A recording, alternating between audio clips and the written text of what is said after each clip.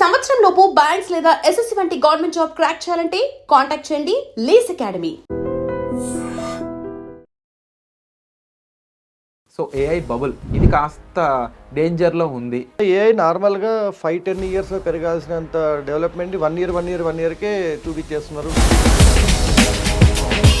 Brain ఎక్కువగా పెట్టాల్సిన అవసరం లేని జాబ్స్ ఎప్పుడైనా రిప్లేస్ చేయొచ్చు, ఎందుకంటే రోబోట్కి కూడా బ్రెయిన్ ఉండదు కాబట్టి. కానీ బ్రెయిన్తో ప్రోగ్రామ్ చేసే క్యాపబిలిటీ ఉన్న ఇంజనీర్లను ఎవరు రిప్లేస్ చేయలేరు. ఇప్పుడు ఏఐకే డేంజర్ అంటారు. ఓపెన్గా మాట్లాడదాం. ఇప్పుడు మీ ఊర్లో ఫ్యాన్సీ షాప్ లేకుండా మీరు బతకొచ్చా లేదా? బంగారం జనరల్ స్టోర్ లేకపోతే కష్టం, ఎందుకంటే నిత్యావసరాలు అమ్ముతారు. ఏఐ అనేది ఫ్యాన్సీ స్టోర్లో తయారైంది. హాయ్ హలో నమస్తే, welcome back to iDream media. So చాలామంది రైట్ నో ఒక కొత్త ఇండస్ట్రీ వైపు మొగ్గు చూపుతున్నారంటే అది ఏఐ, ఆర్టిఫిషియల్ ఇంటెలిజెన్స్. దీన్ని నేర్చుకున్న వాళ్ళే ఫ్యూచర్లో బతకగలరని, దీన్ని నేర్చుకుని అప్లై చేయడం బాగా వచ్చిన వాళ్ళే ఫ్యూచర్లో బాగా సంపాదిస్తారని చెప్పేసి అందరూ వింటున్నారు. కానీ ఈ ఏఐ బబుల్ అనేది ఇకపై ఎలా ఉండబోతుంది? కొంతమంది అయితే ఏఐ బబుల్ కూడా ముప్పులో ఉంది అని చెప్తా ఉన్నారు. మరి దీని ఫ్యూచర్ ఏంటో తెలుసుకుందాం ఈరోజు. ఈ విషయం మనకి ఎక్స్ప్లెయిన్ చేయడానికి మనతో పాటు ఉన్నారు ఎన్ఎల్ఎస్ నరసింహ గారు. సార్తో మాట్లాడదాం. నమస్కారం సార్. నమస్తే అండి. సో ఏఐ బబుల్ ఇది కాస్త డేంజర్లో ఉంది, తిరిగి మళ్ళీ బ్యాక్కి వెళ్ళబోతున్నాం మనం, ఏఐ ఇక్కడ నుంచి అంతగా ఉండకపోవచ్చు అని చాలా కొత్త కోణాన్ని చూపిస్తున్నారు అనలిస్టులు అందరూ. ఎందుకు ఇలా వచ్చింది ఈ న్యూస్? దీనికి గల సంగతి ఏంటి? బేసిక్గా ఏదైనా సరే పెరగాల్సిన క్రమంలో కాకుండా అత్యంత వేగంగా పెరిగితే అది ఖచ్చితంగా మళ్ళీ తగ్గాల్సిందే. మనకి తెలుగులో సామెత కూడా ఉంది, పెరుగుట విరుగుట కొరకే అని. ఇది పెరగడం కూడా క్యాన్సరస్ గ్రోత్. అంటే నార్మల్గా గ్రోత్ వెళ్ళేదానికన్నా ఒక 100 రెట్లు స్పీడ్గా పెరిగింది అనుకోండి, దాన్ని క్యాన్సర్ అంటాం. బేసిక్ ఏ సెల్ అయినా అనవసరంగా పెరిగిందని క్యాన్సర్ అంటాం మనం. అలా ఏఐ నార్మల్గా 5-10 ఇయర్స్లో పెరగాల్సినంత డెవలప్మెంట్ వన్ ఇయర్కే చూపించేస్తున్నారు. ఎక్కడికెళ్ళా మీరు ఏఐ నీకు ఏఐ వచ్చా? చాలామందికి అసలు నీ ఏఐ వచ్చా అని అడిగిన వాళ్ళకి ఏఐ డెఫినేషన్ కూడా తెలియని వాళ్ళు కూడా ఉన్నారు మార్కెట్లో. మీరు ఇప్పుడు ఒకప్పుడు ప్రోగ్రామింగ్ లాంగ్వేజెస్ ట్రైన్ చేసే ఇన్స్టిట్యూట్స్ అన్ని ఇప్పుడు ఏఐ అని బోర్డు పెట్టేసుకోవడము. ఓకే, పెద్ద పెద్ద కాలేజెస్, ఇంజనీరింగ్ కాలేజెస్లో కూడా ఏఐ సపరేట్గా బ్రాంచ్ పెట్టేయడం, నేర్పించేసారు. కాకపోతే అసలు లోపల చెప్పే ఫ్యాకల్టీ వాళ్ళ అవన్నీ కూడా ఆలోచిస్తే మనకి నిజంగా ఏఐలో అంత డెప్త్ నాలెడ్జ్ వెళ్తుందో లేదో పిల్లలకు తెలియదు, కానీ ప్రతి ఒక్కరి సర్టిఫికేట్లో మాత్రం ఏఐ అని ఒక పేరు వస్తుంది. అండ్ దాన్ని క్యాష్ చేసుకోవడానికి మా ఎడ్టెక్ కంపెనీస్ వాళ్ళు రెడీగా ఉంటారు. బేసిక్ ఏదైతే కొత్త మార్కెట్లో ఒక వర్డ్ వచ్చిందో దాన్ని రకటకటగా తీసుకెళ్ళిపోతారు. ఈవెన్ ఫండింగ్ చేసే ఇన్వెస్టర్స్ కూడా మీ కంపెనీ ఏఐ బేస్డ్ అయితేనే మీకు ఫండింగ్ ఇస్తాము. చివరికి స్విగ్గీ లాంటి కంపెనీలో కూడా ఒకప్పుడు మనం ఏమైనా సపోర్ట్కి వెళ్తే సపోర్ట్ వాళ్ళు మాట్లాడే దగ్గర ఇప్పుడు బాట్ వచ్చేస్తుంది. ఆ బాట్ నేను చేయలేకపోతే I'm connecting you to human agent అంటుంది. సో చిన్న చిన్న విషయాలు, ఈవెన్ ఓలా అంతా కూడా మీరు బాట్స్ మీద వెళ్ళిపోయారు. సో చాలామందికి ఎలా అయిందంటే ప్రపంచం అంతా ఇంకా ఆర్టిఫిషియల్ ఇంటెలిజెన్సే. అవును, ఇంకా అది లేక వేరేది లేదు. ఏఐ వల్ల మనం డేంజర్లో ఉన్నామనే సిచ్యువేషన్ దానివల్ల కొన్ని లక్షల జాబ్లు పోతున్నాయి. ఒక విషయం చెప్పాలంటే క్లరికల్ జాబ్స్ అంటాం. బ్రెయిన్ ఎక్కువగా పెట్టాల్సిన అవసరం లేని జాబ్స్ ఎప్పుడైనా రిప్లేస్ చేయొచ్చు, ఎందుకంటే రోబోట్కి కూడా బ్రెయిన్ ఉండదు కాబట్టి. కానీ బ్రెయిన్తో ప్రోగ్రామ్ చేసే క్యాపబిలిటీ ఉన్న ఇంజనీర్లను ఎవరు రిప్లేస్ చేయలేరు, ఎందుకంటే ఆ ఇంజనీర్లే రోబోట్లను తయారు చేశారు కాబట్టి.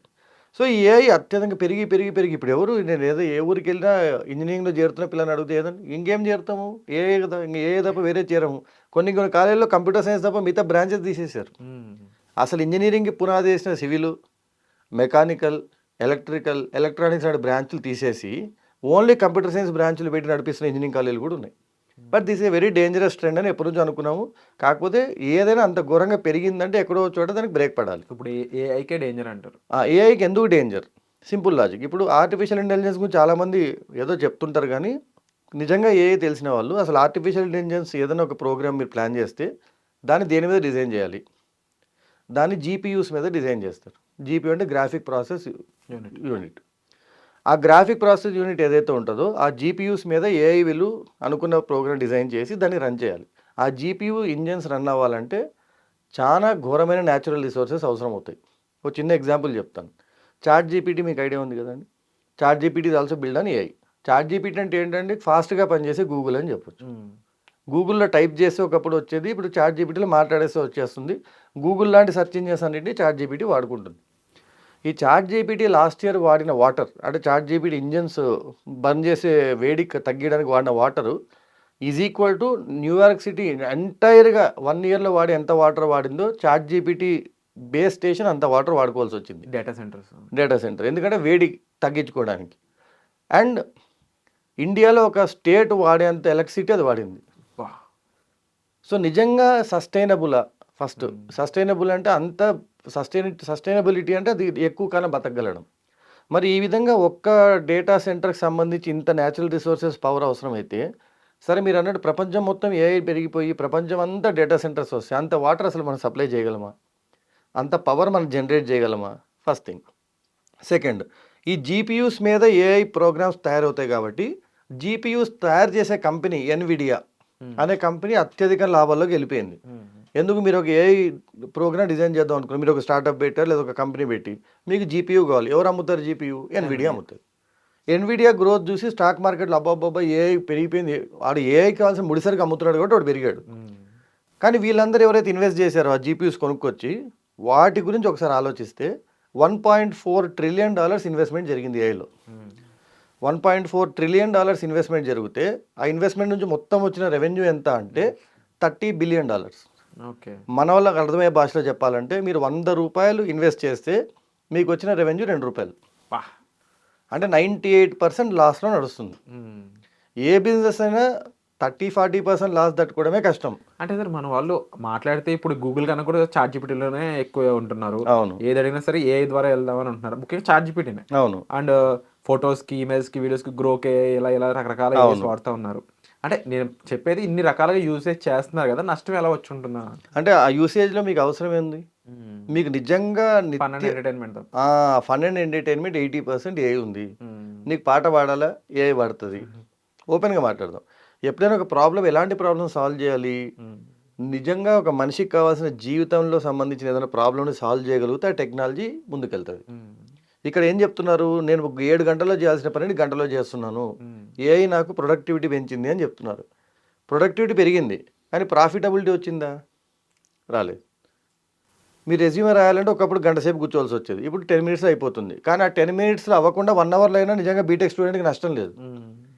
జరుగుతున్నాయి పనులు అనిపిస్తుంది కానీ నిజంగా నిత్యావసరమైన పనులు, నిజంగా భూమి మీద అంటే కరెక్ట్గా మనిషి మనుగడకు కావాల్సినంత పనుల్ని హెల్ప్ చేయడంలో ఏఐ ఇంకా చేయట్లేదు. కాబట్టి ఒక రకమైన ఫ్యాన్సీ మోడ్లో ఉంది.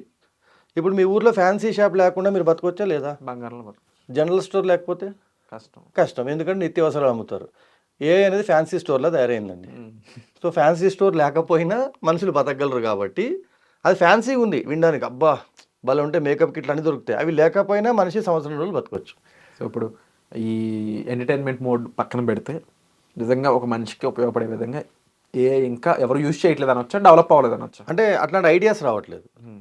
ఐడియాస్ ఎట్లాంటివి వస్తున్నాయంటే ఇలా చేసి ఇలా వచ్చి. ఇంకోటి ఇప్పుడు దీంట్లో మనం కొంచెం ఆలోచించాలంటే స్టార్టప్ ఐడియాస్ తెచ్చే వాళ్ళు కూడా ఎలా ఉంటుందంటే, ఒక ఐడియా జనరేట్ చేశాను, దీనివల్ల ఈ ప్రాబ్లం సాల్వ్ అవుతుంది, ఇంతమంది యూజర్స్ వస్తారు, ఇంకా నెంబర్ గేమే నడుస్తుంది. 10 ఇయర్స్ బ్యాకే ఎకో సిస్టమ్ నుంచి మేము స్టార్టప్ నుంచి నెంబర్ గేమ్ తీసేసాం, కానీ ఏఐలో ఇంకా నెంబర్ గేమ్ నడుస్తుంది.